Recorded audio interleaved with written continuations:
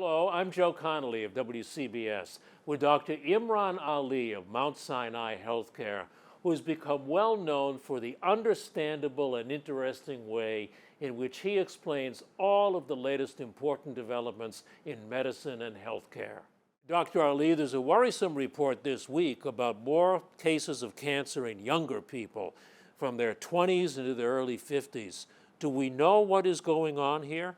Yes, Joe, it is very concerning. We are indeed seeing a lot more gastrointestinal cancers in younger people. In fact, the United States Preventative Task Force has reduced the screening age for colonoscopy from 50 down to 45, just to capture more of these cancers at an earlier stage. But the colonoscopies do catch it.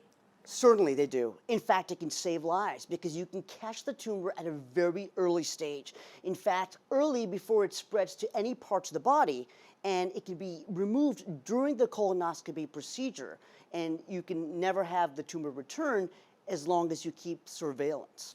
We have reports, and we're seeing more people with masks again, it seems, about long COVID, and COVID is still here. What is the status and situation with COVID now? So I'm glad you asked this question because a lot of people have really been relaxed now since the COVID pandemic. The throes of the pandemic has definitely subsided. We're not at where we were back in 2020, for sure. We're still seeing COVID quite prevalent.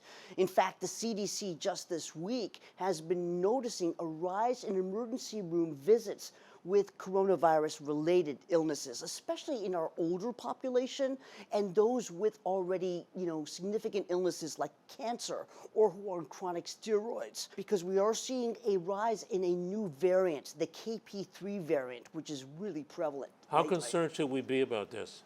Well, generally, the vaccine has immunity for 4 to 6 months. That being said, the newer vaccine, which is coming out this fall, is going to be more protective against these new variants. The newer vaccine is going to be targeting the JN1 variant, which includes also these new things that we're seeing prevalence in New York City and around the tri-state area, such as KP2 and KP3. Now, all these things may sound very confusing, but these are just different flavors of the same COVID virus. It just tells us that there's a new flavor of it, and we know so far that they're not more transmissible or more virulent, but just a little bit different from what we've been seeing in the past. On another issue, I think of interest and importance to many people, we have seen the obvious decline and aging of President Biden in a very public way. What does that show us about aging in ourselves and in aging of members of our families? We have to really get ready for an aging population. The baby boomers are aging every year. We're going to see more and more people up to 2030 become, what we call senior citizens. And, it's very hard to define aging as one universal thing. Everybody is different. I try to stress the difference between a chronological age, the age, that's on your driver's license, and a physiological age. So a physiological age meaning how robust your body is or resilient your body is. Does that mean fitness? Does fitness slow aging, do you believe? Well, yes, and it's very hard, and scientists are working around the clock to figure out how aging actually works. At the scientific level, we can now define frailty as not just how weak a person looks, but how their body is functioning, not only from a muscular strength, cognitive ability, but down even to the individual cell. We have researchers at Albert Einstein University who are unlocking, how our cells age at the individual level. And it's very fascinating. What are they finding? What we're learning is that, the metabolism of each cell is different in each person. And that's why in Boston, we are actually, sequencing genes of what we call super agers or super centenarians. We're seeing more people age beyond 105. Healthily. Healthily, functionally. I have personally treated patients up to age 109, and it's remarkable. And we can credit that to better sanitation, better public health, but also advances in general preventative care. Is there one sign that people should look for, especially in their parents and grandparents, that should raise a question about their situation and they should start to watch it more closely? Is there a single sign? There actually is. Scientifically, we measure something called gait speed, or how fast an individual can walk at their normal pace for a short distance. And that's what we measure now in our geriatrics clinics. Gait speed is the most highly correlated marker of physical fitness, and it's used all around in geriatrics. I use it in my cancer patients as well. Isn't that interesting? I've never heard that. I've never heard Because that. if you think about it, when we're walking, we're engaging several parts of our physical strength, our eye-hand coordination, our sensory faculties of vision, hearing, balance. So that one little test can tell us a lot about a person's physical fitness. We hear a lot about the problems being caused by the shortage of healthcare professionals. Is this true? Is there a shortage? It truly is. And we're still, when it comes to at least a long-term care, where we're needing more people to help, meet the needs of an aging population, we're not even anywhere near pre-COVID levels.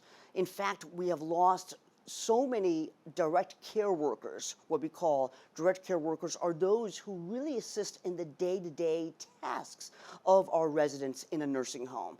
And I think we really need to do much better in hiring and retaining more direct care workers. And training them in them. Community colleges or wherever? Absolutely. And also, there's a push by many people to increase the pay of these direct care workers.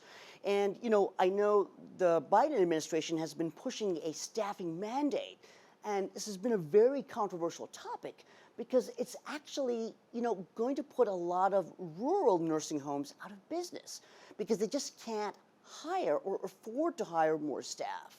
So I think there's going to have to be some impact from the federal government to meet the needs of our aging population when it comes especially to long-term care. From what you see every single day, what are one or two of the things that you think should be done to bring down the cost of health care? I think we do too much.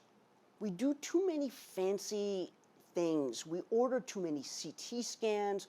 We do too many, needless procedures that actually have a high risk but low benefit. So I often talk to the people who I'm training. I ask them, well, you're going to order this fancy MRI. What are you going to do with the results? How is that going to change what you're going to do for the patient? Is it just nice to know? Does it make any difference, right? That's Right, what you're exactly. asking? If it's just nice to know, you may not need it. We don't need it. Also, you got to think about it. Sometimes doing less is more. And when it comes to, taking care of older adults, geriatrics, the first thing we look at is all these medications. People come to my clinic with a shopping bag full of medications, what we call polypharmacy. All these medications cause drug interactions, and the body metabolizes drugs differently as we age.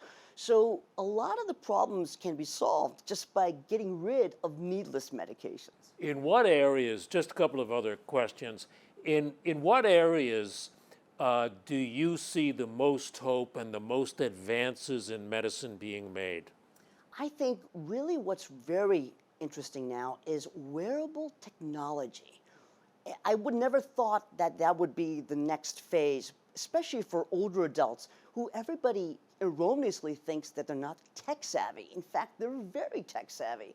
We can monitor falls remotely. We can even do cognitive testing on a phone, an app that's easy to use.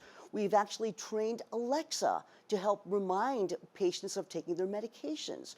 We can monitor heart rate, other vital signs easily from the use of a watch. And my older adults love it. Why? What is the importance to you the doctor of having someone on a watch like Because I that? take care of a lot of patients, older adults with cancer.